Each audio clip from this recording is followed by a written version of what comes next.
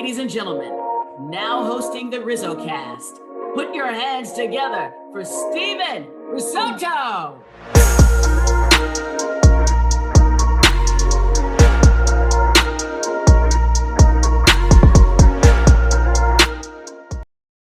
What's going on, everybody, and welcome. I'm doing this intro without my mic, so bear with me. My name is Steven Risotto. I cover the San Francisco Giants for SFA, and I'm the host of RizzoCast, a podcast that features current and former big league players, coaches, fans, media, and others who are regarded as some of the brightest minds around our great game today.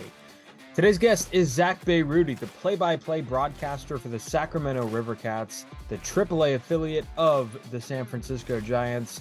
Zack was previously the voice of the Stockton Ports for 14 seasons and later the Reno Aces for 3. He also has been the voice of the University of Pacific men's basketball team since 2010. We discuss his career in broadcasting, bonding with the fan base, calling basketball games compared to baseball, his play-by-play style, storytelling, his big league debut a few years back, making mistakes, even some Giants prospect talk, all coming up next. This is episode number 158 of RizzoCast, and let's get started. All right, and we are back here with Zack Bayrouty, and Zack is nice enough to take some time and hop on the podcast. Zack, how's it going? Happy holidays. Welcome. Happy holidays, Steven. It's going well, and thanks for having me on. Absolutely, and like I just said, 'tis the season for the holidays, and we just came off Thanksgiving, Christmas coming up, the holidays coming up.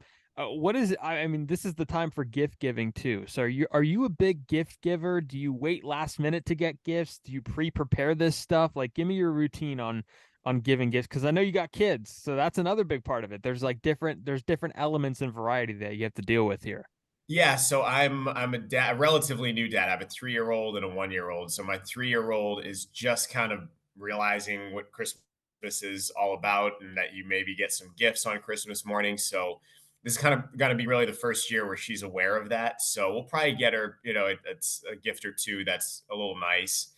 And I mean, the 1-year-old, he's not going to know the difference, right? So I think it was Cat Williams, the comedian, who was like, I'm not going to spend $100 on a gift. I'm going to go to the dollar store and get 100 gifts for $1, because my kids don't know the difference, and they get to open up 100 presents for $100 instead of like the one big gift. So that's probably where we're headed. Like, we'll get a bunch of little trinkets for the kids just because they're so young. And then for my wife, like we're big on just getting each other experiences and not spending money on gifts for each other. But it's like, hey, let's go here, or let's get this thing that we've been wanting for the house. So that's kind of how we do it. Yeah, just a cabinet for the living room or something like that. Yeah, yeah, we need some pots and pans, like some real adult stuff. So it's like, Yeah. let's spend $300 on those instead of, buying each other whatever. Yeah, it's funny. In my family, it seems like every year we're going on like 5 straight years where somebody's gotten an air fryer, and it's like I feel like everybody's gotten one. Don't sleep on the air fryer, man. No, it's It is clutch. such a useful kitchen tool. We live off that thing, especially with kids. Like, throw some dino nugs in there on a tough night, and you got dinner.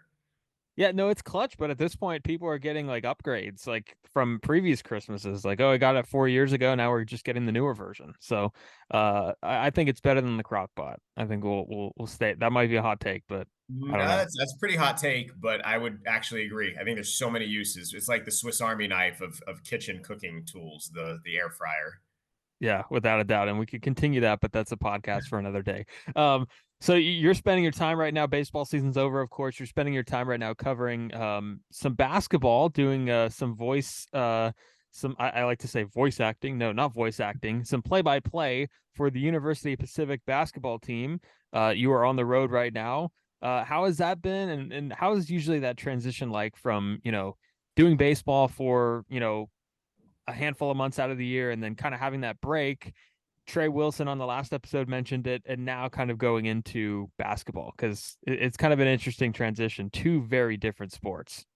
Yeah, well, I'm lucky. This is my 14th season doing basketball for Pacific. So I'm used to it now, but it's just an interesting change in the rhythm of your life, I guess. Like, baseball is such an everyday grind. And for the summer months, you get so used to living your life a certain way. And then basketball comes around. And once you get to like the conference season, it gets more rhythmic.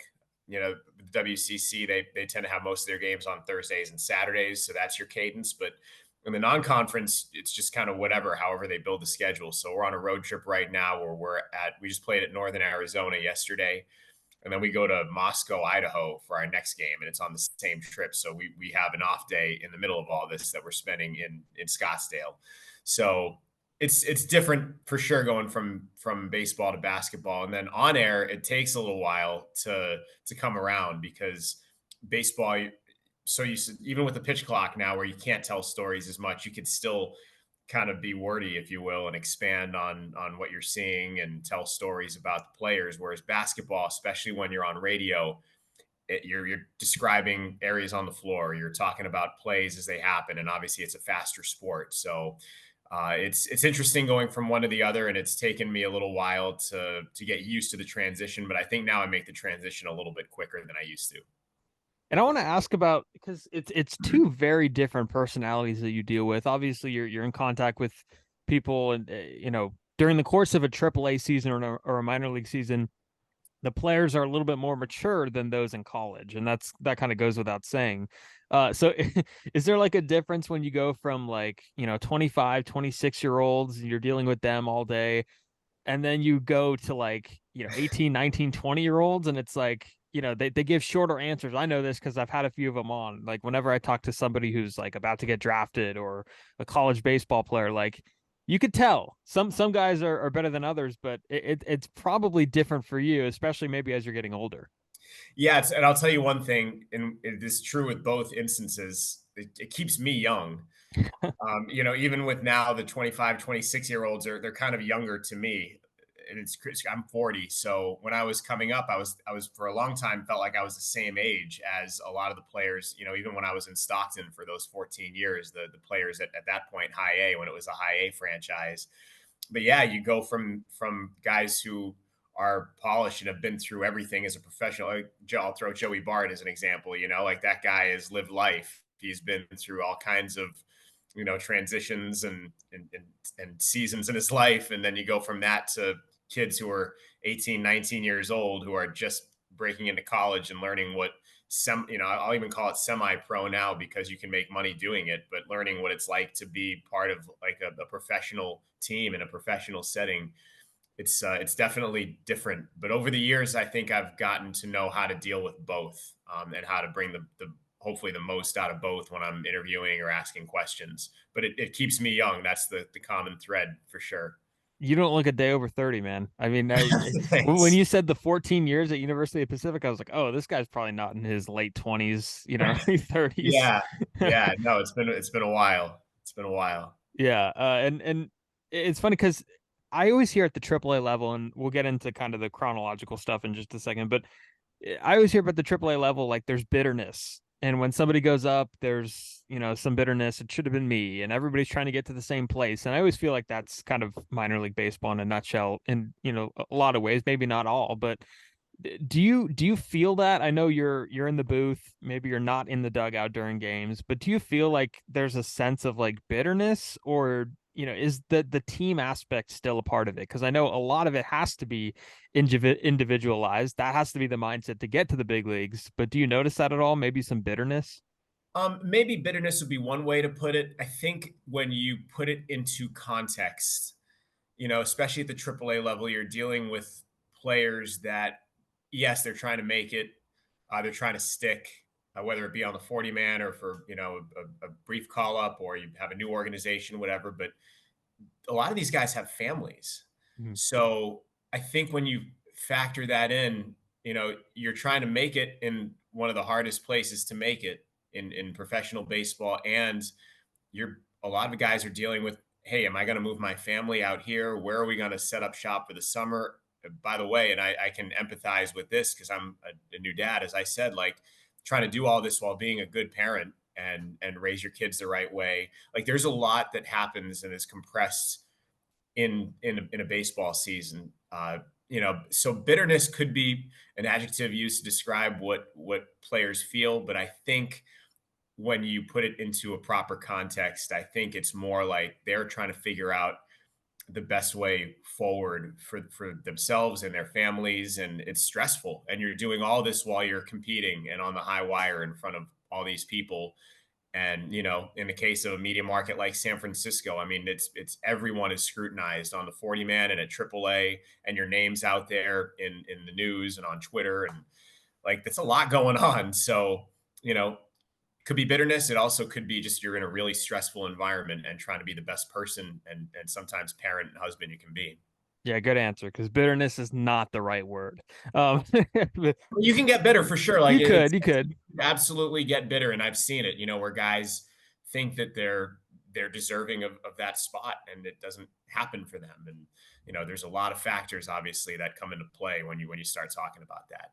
Yeah, it makes all the sense in the world. All right, just kind of on your journey, how did you get into baseball? Like growing up, like what teams, what players, how did you kind of get into the game, and who did you like watching?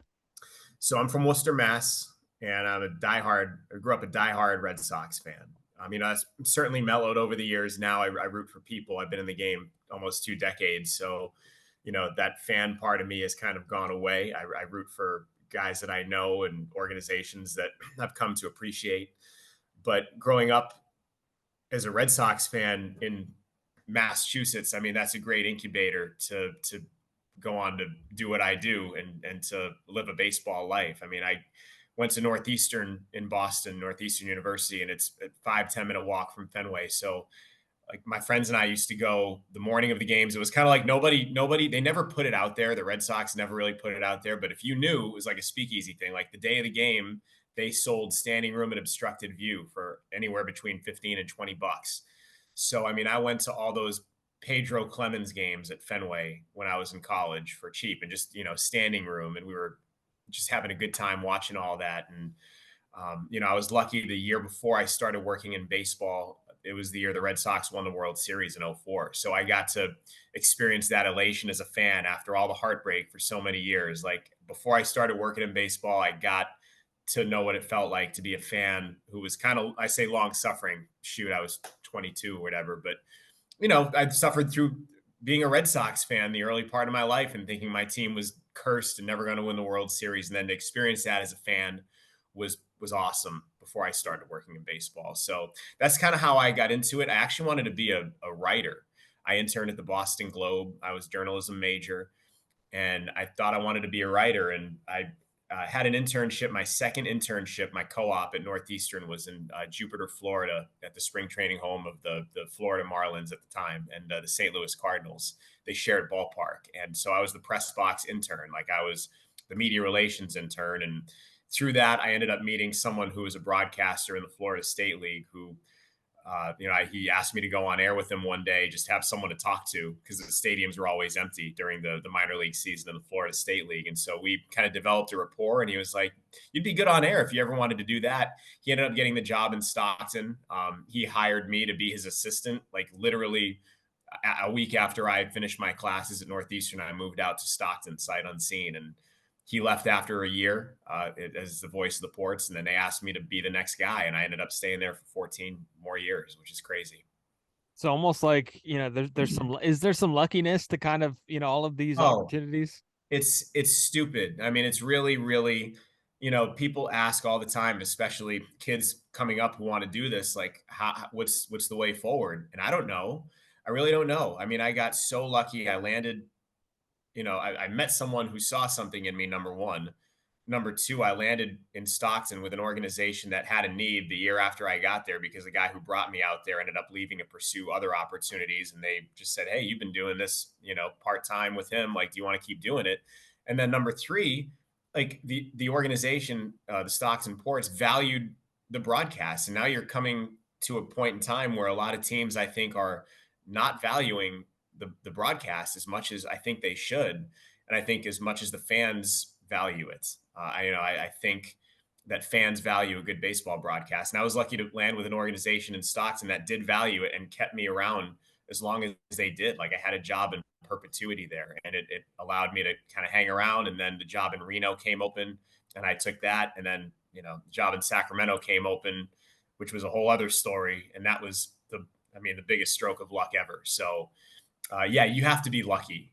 You have to obviously hone the craft, but you have to be lucky and have people in your life that help you get to where you are and ultimately stay where you are.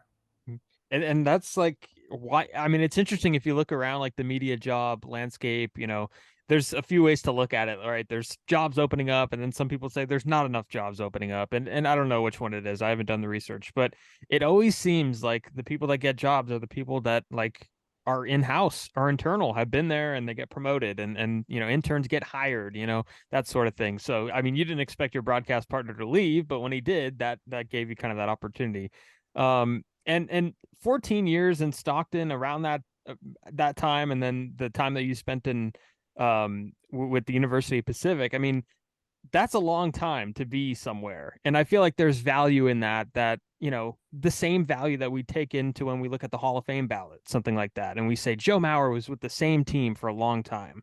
Chipper Jones, same team. Derek Jeter, same team. How much value is there to be in one place for a long period of time, especially with the listeners and the building that connection with the team, not only the team, but also the audience? So much value, so much value. I mean, the relationship you have with the listener is one thing for sure, but it also, when you stay in a place for a long time, it allows you to put things in proper context. I think a big element of a good broadcast is being able to have a historical backdrop to what's happening now. It's like, oh, this is the worst loss or the best win since going back to whatever, and maybe you were there to watch that. Like when I was with Stockton for 14 years, I pretty much was an encyclopedia of Stockton Port's history Yep. since they'd become an Oakland A's affiliate. Like I knew it top of mind because I'd called all those games, and I enjoyed going back and talking about those games. And I had vivid memories if I was going back 7 years about a game that happened, and now we have this record about to be set or whatever, breaking a record from this particular game. Like I was able to really paint the picture and tell the story of the game from the past. So, like for me as a history guy too, I am very lucky to have been with both the ports and with UOP for as long as I have, and then now with the River Cats, it's funny. Uh, you walk into the press box in Sacramento at Sutter Health Park, and there's like a wrap, and it's the backs of players that are sitting in the bullpen from like 2009, and that's the wrap that goes around where the writers sit. And all those guys are guys that I had in Stockton in 2007, 2008. And it's just funny because I can tell the story of the Sacramento River Cats organization in those years because I knew those players from Stockton. That's right. And I really appreciate having that connection in my life. And I knew a lot of those guys, and I was close with a lot of those guys. So I think there's a ton of value in being in a place for a long period of time. Yeah, no doubt about it. And just ask Johnny Doskow, and that's kind of the guy that you replaced, right, in Sacramento. Yeah. And did you ever have any conversations with him about that job prior to kind of taking the position? Or because I mean, obviously you knew of him, and the market that he was doing it, he's a legend in AAA baseball in the Pacific Coast League. And I mean, and now he's obviously got this great story being with the A's, finally getting to the big leagues after so much time. So what was the conversation, if any, with Johnny Doskow? So me and Johnny are really close, and it goes back to the mid 2000s and 20 teens when I was down the road in Stockton when the A's were there. That was the high A affiliation for the A's, was Stockton, and obviously Sacramento for a long period of time, most of their existence, the AAA affiliate of the A's. So we'd have players go up and down a lot. Like they call it the I-5 shuttle. Like if Sacramento needed a guy, like we sent a guy from Stockton, and Johnny would reach out and say, "Hey, what do you got on this guy? He's with us for the next couple of days." And we'd have lunch over the years, or brekkie, as he likes to say. He loves breakfast, so hey, bro, let's go get brekkie. So we'd talk, and we'd share experiences. And he was a guy that came up through the Cal League, and I was in the Cal League for a long time, so we had always had a lot to talk about. And if anyone knows Johnny, first of all, Dan Brown had a great piece in The Athletic, basically profiling him. Great. And Yeah. I mean, it gets you. I was lucky enough to be quoted in it, but it gets you familiar with who Johnny is as a person, and the opportunity that he finally has, like, which is long overdue for him. This is an opportunity he should have had a decade ago. So yeah, I mean, we obviously talked, and before I took over, and just kind of got his feel for what the job was, the importance of it. how to be the voice of the River Cats in the capital city, right? I mean, it's a big media market, and now it's the AAA affiliate of the Giants, so there's that element involved too, which is it's huge. And Johnny was a big North Star for me in taking over that job and making me feel comfortable in filling those shoes. Yeah, it's nice to know that there's that camaraderie with the broadcasters, because I hear about it when I listen to interviews with a lot of big league broadcasters, and they talk about going into a visiting city and then hearing about, how's your team been doing, and how that conversation, how important that is. So it's nice to know that there's some of that going on in Stockton and Sacramento, and kind of being in the same or parent organization for a little bit there. What are your like what would you consider your style to be? Because I know everybody's got their own play-by-play style. Some people are more energetic than others. Others are more kind of like, they keep it straight. What are your strengths and weaknesses as a broadcaster? Like, I know that's a pretty deep question, but I'm going to ask you to kind of critique yourself. What do you do well? What do you feel like, I've never done this well, but it's still something I'm working on. What's your style? So I would say my style is journalistic. It's who, what, when, where, why, how, first and foremost, Objective, because objectivity. yeah, and I mean, if I'm calling a River Cats game, like obviously that's where my heart is. That's a team that I work for. If I'm calling a Pacific basketball game, like I'm going to be enthused when something positive happens. But first and foremost, I think what the broadcaster is supposed to be is a conduit for the audience, and you're basically boots on the ground. And for people that can't be there, they can see the game through your eyes, especially if they're listening on the radio. So I think it's important to be as detailed as possible without being like cumbersome about it, but you want to give details. And especially with baseball, like something as simple as where are the shadows on the field, because it affects everything. Where's the sun? How are the clouds hanging that day? Where's the breeze blowing? Those types of things, and very journalistic types of things, to allow the audience to step in the ballpark with you and to see the game exactly how you're seeing it. So for me, and trying to tell the stories of the players, obviously. So for me, the journalism is number one. If I had to critique myself and say something that I wish I could be better at, I mean, like the big call, like the home run call, like I don't really like the gimmicky stuff. So I've never really gone there with like having any kind of a home run call or anything like that. Um, what I've had to train myself to do, and I think this goes back to Vin Scully, something that he had said, like you never want to be the guy that screams, when there's a big play. Like you want to be excited without screaming. I think the guy who does it the best is probably Ken Korak. If you listen to an A's game, and I try and kind of channel Ken in those big moments where, his voice is it rises to the occasion of the moment without being overbearing and without, yelling in your ear hole.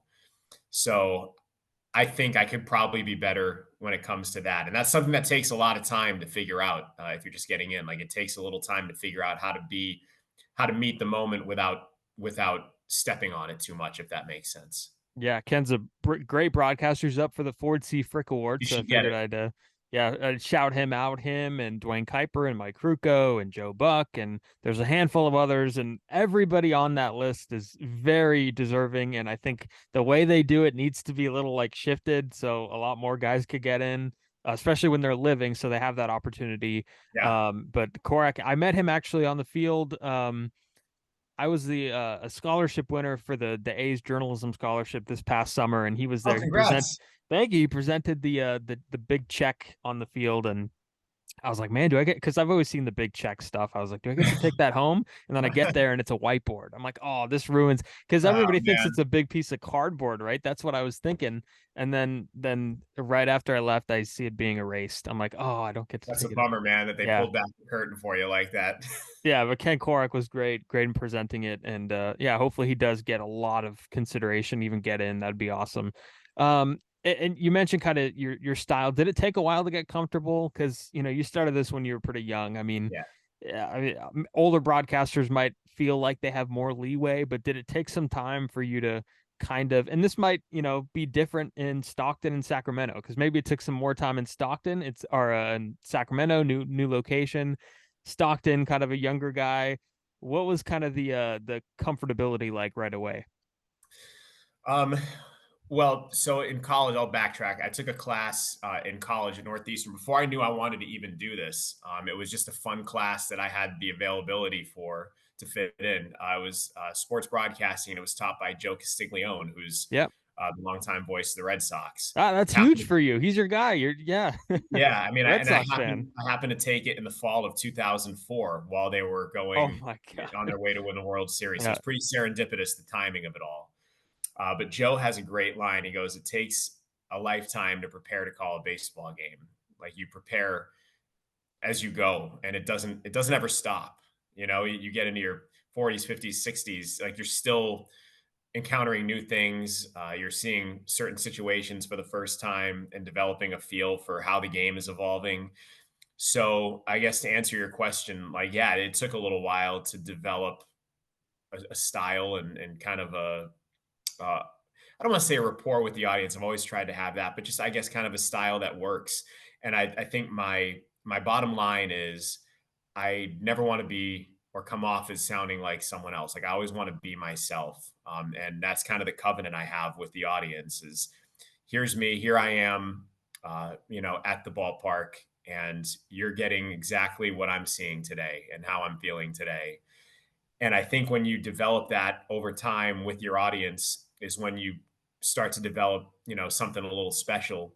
And it takes a lot of time. Like it doesn't happen right away. And, there's no formula. I think, and especially as we get evolving in sports broadcasting, like I think people are going to develop formulas on how to do things. And I'm the least formulaic guy ever when it comes to this. Like, I want every broadcast to sound the way it's supposed to sound. And it's going to sound maybe different every time, but every single time you're always just going to get me.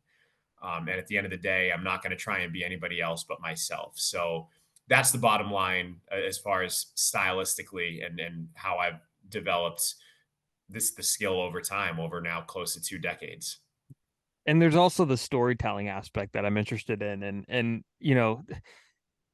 again, major league broadcasters, there's kind of a lot more to go off of. There's a lot more known about the players when they get to the big leagues. In AAA, there's some guys who are viewed as organizational depth pieces that probably will never see the big leagues. And if they do, it's only going to be for a short period of time. But you also have to have some anecdotes in there about these players and about everything going on. So what is the process like in trying to come up with a good story? Is it something you usually already know? Do you prepare for it? Do you know it and then you have to kind of fine tune the details of it? What is the art of storytelling on air? It boils down to having conversations with players, with people. You can't do this job properly when you seal yourself off in a press box and try and just Google your way through it. Like you have to go down to batting practice. You have to go down to the clubhouse. Obviously, you travel with the guys, and that's kind of time where I'll run into the guys on the road and say hi. And if if a guy wants to hang, we'll hang. I have friends that I've had the pleasure of connecting with again in AAA that I had in Stockton, like guys like Dan Straley and Seth Frankoff, I had in Dan Stockton. Straley, friend of the show. Yeah, he's Yeah. he's the greatest. So he was like one of my best friends in the game. So he was with Reno in 2022, and we reconnected. We were great friends in Stockton. I got to know his family back in 2011, and like as fate would have it, 11 years later, we're back on the same team in Reno. And so but it allowed me, like, there's case in point, like having had that experience back then, it allowed me to tell Dan's story in a way probably nobody else could because they didn't know Dan back when he was a 26th round pick out of Marshall trying to develop a changeup in order to get to the next level, and that's all of a sudden he gets this changeup and a nasty slider and things click. And in 2 years, he goes from a nobody to a big league pitcher. So, the art of storytelling comes down to putting in the time, getting to know people, on an honest level, not on a level where you're trying to break news or you're trying to get inside info, just on a human being type level, where you make conversation and you get to hear their stories from them and then process it in the way you're going to process it and tell it the way you're going to tell it.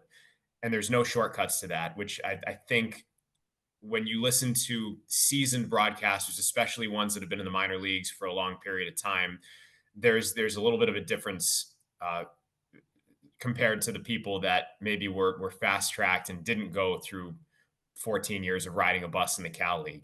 It's just you can't shortcut that experience, and I feel very lucky to have had that experience for all those years, and it's made me, I think, be able to be better at AAA because I spent so much time riding buses in the Cal League.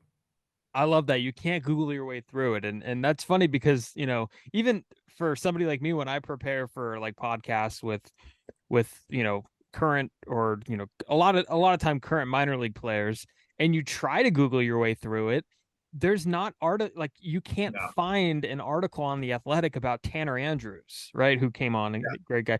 Tanner, you can't go find back. anything. Yeah, you can't find anything about him. You can't find anything about different players. So I mean, that's a good way. You kind of have to do your research in different ways. So and a lot of that is talking to the person And you and know what? We're getting to a point where people don't want to talk to people anymore. Like we're it's so convenient to pick up your phone and be like, "Oh, I'm just gonna search this person. Whatever I find, I find." Because we're in an age now where I don't think we have as many face-to-face conversations because we're just doing this. We're texting all the time and we're googling all the time. But you got to push yourself to have those interactions, and that's the only way you're going to be able to tell someone's story to its fullest.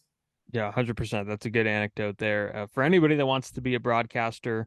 Um, so you have a lot of hand in your broadcast, and what I mean by that is, are you self-producing? Like, obviously in the Cal League, there's probably less help than in the PCL, but like, what is that the behind the scenes of how to get a broadcast to run? Because I know there might be some times where a televised game, the locally televised games that you guys do in Sacramento, there might be a truck or something, there might be producers, but like, how much are you responsible for during the course of a broadcast in the preparation leading up to it? So it depends. So the TV side, I'll tackle that first because it's easy. So on Saturdays, I work with Steve Sachs and Amy G on Yeah. the local CBS affiliate, and so they produce that. So they have people in the truck or actually back in the studio that run it and produce it. And the TV broadcast is such a different animal than the radio broadcast. But the radio broadcast, it depends. So with Pacific basketball, we're on iHeartRadio, and I can produce it myself. I have in the past where I like VNC into the computer in Modesto and run the station. I've gotten to be able to do that for years and I was familiar with it, but I have a board op now. So they got us a board op after a while. In Sacramento with the River Cats, we don't, as of right now, we're not on terrestrial radio. So it's internet only. And basically it's a stream. You pop up the streaming encoder, you start it. And then I have, software that the team provides me where they load the spots on there. And yeah, I'm responsible for getting into the breaks, the ins and outs and all that. So yeah, there's some self-producing going on, but nothing like no real terrible heavy lifting that gets in the way of my game prep or actually calling the game. And I could be wrong, but the last few years have been so huge, I feel like, for minor league broadcasts because the access to the MILB TV. And I feel like more people, I saw it in the press box sometimes. I'd be looking over like around, and people would have the broadcasts on their screen. It'd be a split screen of like Richmond and Sacramento. And like until the last few years, I have never seen so many people, like even on Twitter. I'm on Twitter and people are live tweeting the games, that are going on. And a lot more people I feel like are listening and watching minor league baseball. Do you feel the same? I do. I do. And I think they've done a great job making it accessible for people, with MILB TV. And then with the streams, I mean, you can get pretty much anybody's audio stream for free. So I think people are getting more into the minor league games. And then, now you have guys, I'll use the Diamondbacks for an example, because I was with Reno in 2021, 2022. For that fan base during those years, especially 2021, you didn't have anything to really watch at the big league level. Like that team was losing a record number of games. Whereas if you're a shrewd fan and you understood what was going on in the system, you knew that Reno team might turn into something special, which it did. And so you hopped on and watched the Aces games or listened to the Aces games, and you got to know, Alec Thomas and Corbin Carroll and Tommy Henry and those guys. Uh, so I think fans are getting smarter and realizing that, hey, my team might be terrible right now at the major league level, but look who's coming up. And I want to get on the ground floor with these prospects. And baseball has done a great job of allowing people to do that. And fans are getting smarter about their prospects too. I think that's like you just mentioned, and like Corbin Carroll, we hear about him from the time he's drafted, and he's mentioned in like possible trade packages. He's mentioned in like when are they going to call him up? And when you're mentioned enough, like the curiosity in a person kind of gets the best of them, and then they'll go tune in. So a lot more viewership that I've seen, definitely. I mean, just kind of going on a different topic here about, the shifting between AA and AAA for a player. I know it's part of the drill, right, guys, especially guys with options.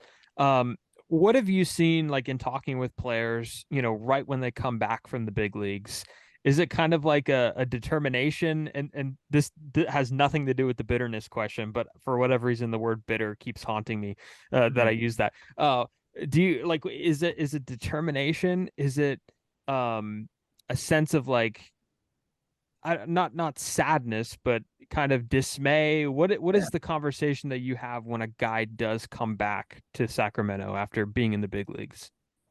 I guess it depends on the player and their situation. So like, I'll use Wade Meckler for an example, Yep. right? Like, I don't think Wade expected that in his first year, being, who he was out of Oregon State, A full-time pro. Twice, I mean, the ultimate underdog, that he was going to get big league time this past year, So for him coming back, excuse me, I think was a little bit different than a guy that, say, like I'll throw Sean Jelly out there, for example, who's been up, so many times, and it's like, man, am I going to stick, not that Sean was bitter, but like just using that as an example of like someone who I think expected to be up there and stick up there and has to be on the shuttle for now, who had options, and he was a guy that, unfortunately for him, had the options, and the Giants wanted to play those cards the way they played them. Whereas with Wade, it's like, oh man, like I tasted the big leagues, and like that was really cool. And now I'm on the 40 man, and now it feels like the sky's the limit. So I think it's a case by case basis. But what I do know is that everyone that goes up there never wants to leave, because it's a different world. It's charter flights and not Southwest, and someone's going to get your bag for you, and the clubhouses are obviously amazing. Like it's big league. So I think that's the common thread there with players who come back, but it's a case by case basis whether or not their level of being disgruntled, I guess we'll call it, whether they're going to be disgruntled or not. And another side question, how big are rehab assignments in the minor leagues? Because I feel like the PR has a great time with it, right? It's promoted everywhere. It's like even if it's a guy like Austin Slater's coming back to Sacramento, like it's put out there, and I'm sure with Stockton, it's like, oh my God, Josh Donaldson, is going to play a game here. And I've seen it. I can't remember who it was. I went to a San Jose Giants game one time, and it was like Mark DeRosa, and like more people came because Mark DeRosa was there for like a day. I mean, it's got to be fun to see some of the rehab guys come down there, and even if it's just for a few days, it seems like it's a huge deal to, like, maybe it gives you an interview that you're going to do when you show up to the ballpark that day, and you don't have to like figure out who am I going to talk to today for an interview. So what is that like with the rehab guys? It's a bigger deal at the lower levels of the minors. I think in AAA, like sometimes I don't even know. I'm like, wait, is this guy a rehab, or is he, especially with the Giants back on our roster? Like, especially with the Giants, it's like, okay, like what is this classified as? Like, okay, this is technically a rehab assignment. Okay. But, in Stockton for all those years, I think high A is a cool level to have a rehab assignment, because high A, you kind of still had high level prospects. I remember that 2014 Stockton Ports team was ridiculous. We had Matt Olson and Chad Pinder and Daniel Robertson and Renato Nunez and Bruce Maxwell and Bo Taylor, and the list goes on and on. Ryan Healy, if I hadn't mentioned it, but you have those high level prospects, and then you might have Josh Reddick come in, and like Josh Reddick was always a fun rehab in Stockton. It seemed like we had him a bunch. He joined us for like a week on the road in Southern California one time. And, at that lower level of the minor leagues, you're not used to having a guy like Josh Reddick hanging around. And I remember we were in high desert, and we stayed at this terrible place, as you might imagine, in the high desert. Like there was not much out there. So there was a sports bar right next to the hotel we were staying at, which is the only place to get a bite to eat after the game. And so like the whole team's there, and Reddick came in, and he was just one of the dudes. Like if you've ever met Josh Reddick, there's no pretentiousness. Like he was literally one of the guys. And at the end of the night, he ended up picking up the tab for the whole restaurant.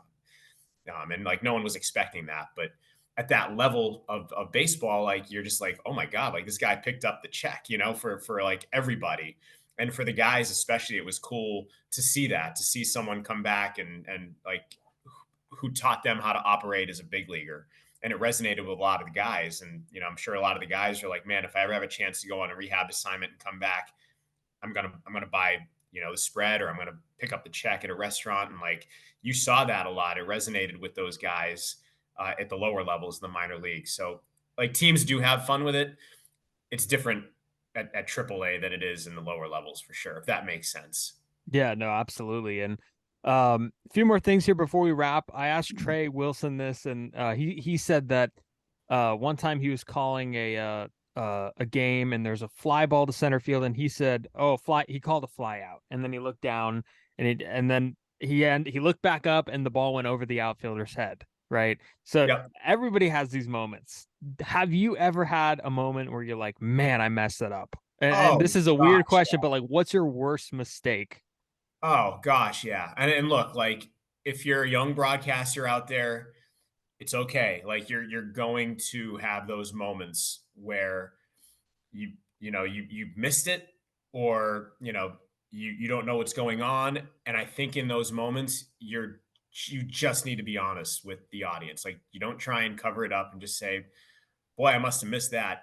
So a quick little anecdote before I get into mine. So what made me feel better about messing up was one time I was listening to a recap of, it was the Giants game. It just ended. I think they were playing the Blue Jays. This is maybe like 10 years ago. And I'm in my car listening to the post game wrap, and they're playing the highlights. Right. So John Miller's introducing the highlight, and he's like, and, the Giants were trailing 2-1. And then, Jose Bautista came up and da. And like, then they go into the call, and so they play John's call, and John ends up giving the complete wrong score of the game. Like it's like, and there's a home run, and the Blue Jays lead 5-2. And like they come back, and John's like, well, I must have been hallucinating because the score was actually 3-1. Like he completely, and it was just this hilarious moment where he was like, I effed it, like I completely whiffed.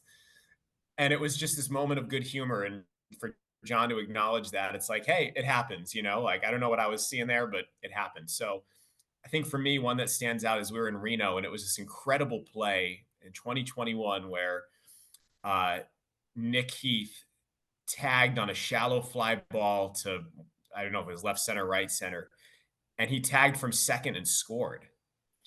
And so I didn't realize he was going to try and do that. So, I record the pop out. I look down, and there's Nick Heath chugging to the plate, and he's so fast. He's like, that's his best tool, is his speed.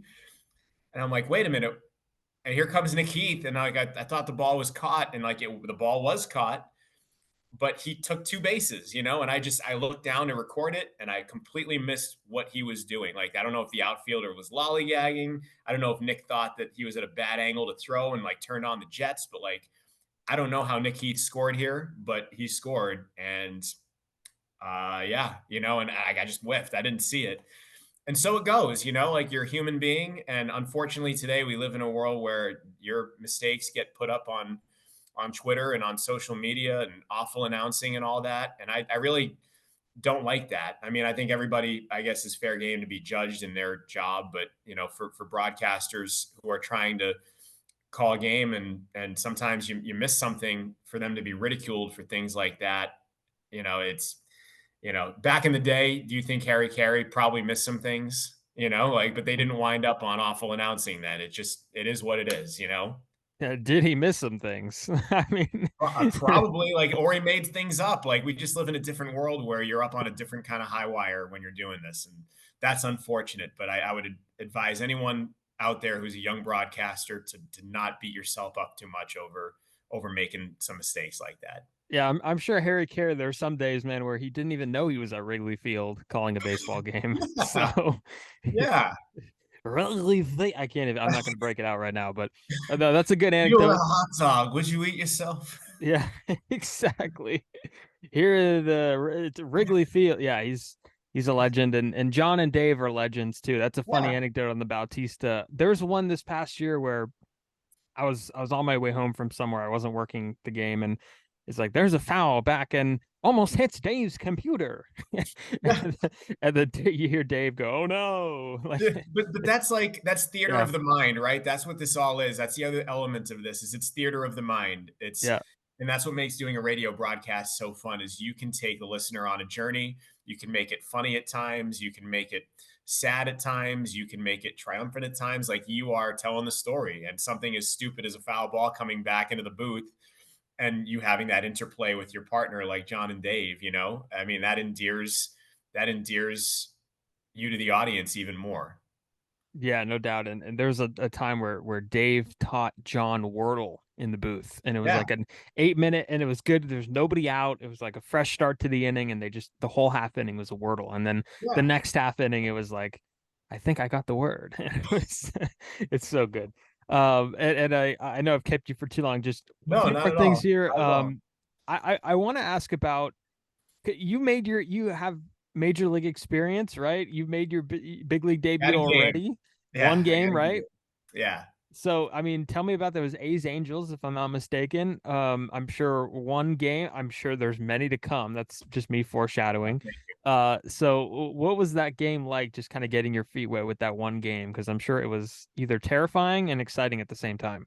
It was everything. Yeah, it was terrifying. It was exciting. I mean, it was a moment, right? I mean, you dream about that. You're not sometimes when you've spent 14 years in Stockton and you're at some of these ballparks, you feel so far away from ever doing it at the highest level. And I think outside of anything, like outside of it being, like for your ego, whatever, like that's not what I'm about. But I think anyone that really does this for a long time wants to be able to do it at the highest level. Like, who doesn't want to do their job and have a chance to do it at the highest level and to have that proving ground? And I was so lucky that the A's gave me that opportunity. And I know, Vince Cotroneo is huge in helping us all get some of those fill-in opportunities. And the A's have been, I think, the best team in allowing their minor league people to go and fill in and do these games. And I really appreciate that because it's not like we deserve it. It's not like we deserve this favor, but like we've also put in time and we're good storytellers at that point, I mean, guy like Bob Hards in Midland, who's been doing it for longer than I have, finally gets to call a major league game. And he should because he's really good at it. Like he's done it for all these years and he has stories to tell. And I think the audience can appreciate that as opposed to someone coming in who might be a little more social media famous, who might be a splashier name. Like, no, like Bob Hard should be the guy that does that, and the A's have been great with that. But that experience for me on September 3rd was amazing. I remember being that morning. So the Ports played in San Jose to finish their regular season. And my best friend at the time lived in San Jose. So I just crashed at his house instead of driving to Stockton and coming back the next day. And so I woke up the next day at my buddy's house in San Jose, like full of nervous energy. And I'm like, well, I'm going to go on a run, just kind of try and get some of these, nerves out. And I just started my run and my phone rings and it's Ken Korak. And like to see that name pop up on your phone, you're like, oh man. So I was filling in for Ken that night. And so Ken called to congratulate me on my first major league game and to like offer bits of advice and to talk about his experience with his first game. And I mean, that meant a lot. Like that was a moment for me. Like when Ken, hopefully a future Hall of Famer, called me, like it was such an incredible like gesture on his part. And it really touched me. So that helped settle me in a little bit. I remember pulling up to the Coliseum and this is maybe it was in 19. So it had been 5 years before we had Daniel Robertson come through with Stockton. And he always wore this piece of tape on his wrist and it said BYB. And I asked him about it once. I'm like, D-Rob, what's the BYB? And he goes, my dad who had passed away, his dad passed away from cancer like a year before that. when Daniel got drafted, he out of high school, he wasn't sure if he was good enough to make it. And his dad said, "Believe you belong." BYB. So I remember thinking about that day, and I was like, "Believe you belong. Like, don't be too nervous. No matter what happens, be yourself." And everything was great after that, you know. And I wrote that BYB in my scorebook. I hope I get to see D-Rob one day to thank him for telling that story to me, because it helped me on that day. Fantastic. We'll get him on the show. We'll do like a panel with you guys reflecting That'd back. be cool. tell some Stockton Port story. Get Straley Oh man, too, and there'd be so another many guy to that tell. another guy that I had, and you probably remember him, BJ Boyd. Remember that name? BJ, yeah, oh yeah, Who's yes, a part of whatever's going on with the Oakland the Oakland Ballers. Bees, right? The Oakland Ballers. Bees. So he's good dude, and he's had a very interesting path. That's a lot of fun to chat about, and he's cool about it. But he was a good get too. Final thing here before we wrap up, some general baseball stuff. The Giants are gonna have to rely a lot on their minor league system this year. A lot of their young players that they saw a little bit last season, whether it be Kyle Harrison in the rotation, whether it be Luis Matos, whether it be Marco Luciano, who Farhan Zaidi has already come out and said, hey, he's going to get the first licks at shortstop. What do you envision for some of these? Casey Schmidt too, another guy, Ryan Walker. You could go down. I mean, they had like 12 debuts last. It was ridiculous. It was cool though. But I mean, what do you envision for a lot of these guys, especially some of the ones that I just mentioned with Harrison, Matos, Luciano? Because you've seen them. You've seen them before. You've seen all of them in your short stint so far in Sacramento, but you've seen them enough to probably get an idea of what they could bring to the table. Yeah, man, I love those guys. Like they are the real deal, high level prospects. And I'm not just saying that because it's the Giants. Like these guys are, I think, legit. I think what I wished would have happened last year, and I've said this, you know, whenever I've been interviewed about these guys, like especially a guy like Kyle Harrison, like I wish they stretched him out a little bit Yep. more. You know, in May especially. Like I understand with April, you're going to be cautious, but I I wish they'd taken him 6 innings, 90 pitches starting in May, and let him go through the league a couple of times. You know, see teams a couple different times, see the lineup 2 to 3 times if you can. You know, and I think that experience only helps a guy like Harrison, who's got all the stuff in the world. I mean, he's got stuff that obviously can blow hitters away, but the other elements of his development, I think, is being able to coach himself out there on the mound. And when you only go through the lineup once, or you only have 50 pitches to work with, like you're not going to have that type of experience. So I wish they would have let him go a little more and have a longer leash. As far as, but I mean, he's going to be fine. He's going to be fine. You know, as far as like guys like Casey, like I was stunned, obviously, when they called him up right away in April. Like they pulled the trigger on these guys really, really quick. And hopefully that big league experience, like we were talking about before, hopefully it helps them. And I know, you know, a guy like Casey obviously is going to be hungry to get right back there and to hopefully be, you know, the future third baseman of the Giants for years to come. But it's going to be interesting to see what development path they choose for these guys, especially after last year when a lot of them were up and down. I remember who was it when I thought we were getting hoaxed? Was it Matos maybe, or no, it was Luciano. I think it was Luciano had been up like a couple of games in Sacramento, and I remember I think Joe Rizzo texted me. He's like, "So Luciano's getting called, huh?" And I was like, "Huh?" I was like, is this real? Like, there's been a couple of games, and I mean they were quick on some of these. So that being said, I wonder what they're going to do this year, if they're going to let them develop more at AAA, if they're really going to push them. And that's obviously going to come from new leadership and Bob Melvin. And I'm excited to see what kind of feel he has for the situation, because I think that's the most important thing with a manager, is having feel for your players. And I know Bob's feel is exceptional. So I'm excited to see where he takes them in terms of the development path this year.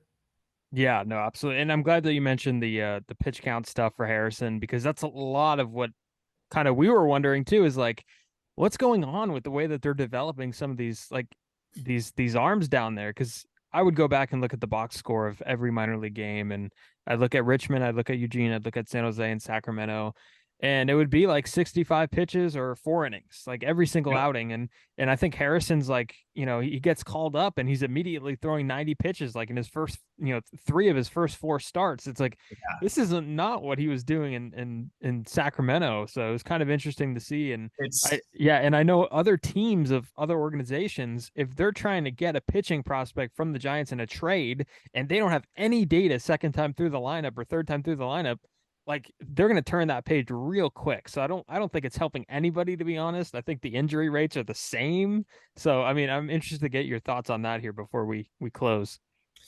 Yeah, I think, I mean, obviously it's different. It's case by case with the arm, and I don't claim to have all the answers. I really don't know, like, medically what's right. I don't think even the medical experts at times know the best way to develop the arm, other than, like, obviously don't beat it to hell.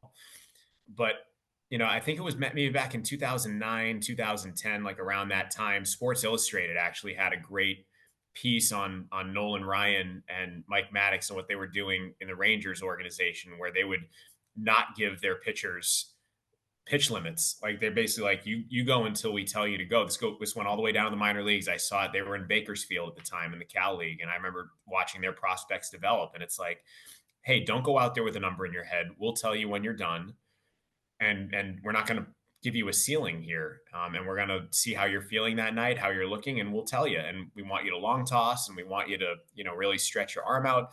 And I feel like there's something to that. I really do. I feel like there's something to letting your guys go out there and get to 80, 90, 100, maybe 110 pitches. I don't know if you're a guy that's built for that, but again, it's a case by case basis. Like, I don't think the data is there. Like, to me, if a guy's going to break, he's going to break. No matter how you try and save him. I mean, the A's, I can tell you, tried everything to save AJ Puck from Tommy John, and to save Jesus Luzardo from Tommy John. They were so conservative, and I think at the end, uh, like, nothing they did helped them avoid going under the knife. Like, It's inevitable. Yeah. it was going to happen. Like, AJ Puck was a max delivery guy that had a violent delivery, and he was going to break. Like, you could kind of see it. So I don't think there's any set way to go about preventing guys from getting injured. And I think, having said that, like, do you want to develop your guys to be able to gut it out for you and hopefully a World Series game someday, like a Madison Bumgarner? Because, like, they're not going to get to that point if you cap them at 60 pitches in June. Like, it's not going to happen. That's my take on it. I could be wrong, but I'm going to have a take. I feel like I'm qualified to have a take, and that's mine. And honestly, it seems like there's no better generation equipped for a big pitch count than this one, because in the off season we saw all these videos of pitchers pushing cars up hills, right? And then they're in the weight room, they're deadlifting 1,000,000 pounds, and then they get to the regular season and it's like we cap them off at, these are extraordinary athletes. Like the guys in past generations, they were strong, no knock on them, but they weren't doing the physical conditioning that these guys are doing, and these guys are being told to do less, which is kind of Yeah. interesting. It's kind of a waste in my mind. Yeah, So yeah, only time will tell. Only time will tell. But if I'm going to come up with a hypothesis, that's going to be it. What I just told you. really good stuff. Zach, man, kept you for way too long. Not at But all, man. It's been a pleasure. I really appreciate the time. And I hope a lot of young broadcasters listening could take something from this and run with it. Cause I know I certainly did. And I know a lot of the young people who listen, a lot of people listen and they tell me that they want to be broadcasters. And that's why I'm kind of going through this stretch of trying to get some broadcasters on. So you seem to be a really, really good wordsmith of wisdom for the broadcasting community. So appreciate you coming on, man. It was a blast. Thanks, Steven. I appreciate you having me, man. Anytime. And everybody could follow Zach on Twitter at Zack Bayrouty, Bayrouty. I'm sure you get Zack Bayrouty quite a bit too. I do. Yeah. Nope. Bayrouty. It's just like the capital of Lebanon. Just think about Beirut. Yeah, I had to go look at a YouTube video of you saying it before I said anything. So I had to make sure it's Bayrouty. I don't want to Rowdy is Rowdy Telez. So yeah, that's or Rowdy Piper. Exactly. Yeah. Rowdy, the route for your router for your Wi-Fi, whatever. We could go all day. All right. And everybody can follow the podcast too at RizzoCast on Twitter and Instagram, Spotify, Apple Podcasts, YouTube, wherever you find your stuff. Go listen there, rate, drop a review. And yeah, more to come, and see you next time.